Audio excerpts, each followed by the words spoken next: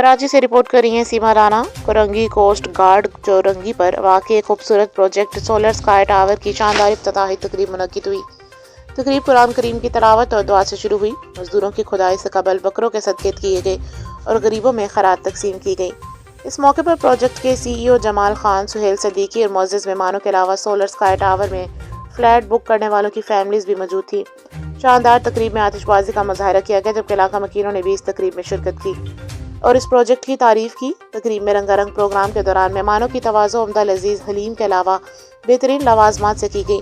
तकरीब में शरीक लोगों का कहना था कि कौरंगी में सोलर स्काई टावर जैसे कम कीमत प्रोजेक्ट की अशद ज़रूरत है। वक्त के साथ साथ ज़मीन की कीमतें बढ़ती जा रही हैं। ऐसे में सोलर स्काई टावर जैसे शानदार प्रोजेक्ट में कम कीमत फ्लैट कम आमदनी वाले लोगों के लिए बेहतरीन सहूलत है, जिसको वह आसानी से किस्तों की शराइत पर ख़रीद सकते हैं। आखिर में प्रोग्राम को खूबसूरत बनाने के लिए पाकिस्तान के मरूफ कवालों ने अपने फ़न का मुजाहरा किया।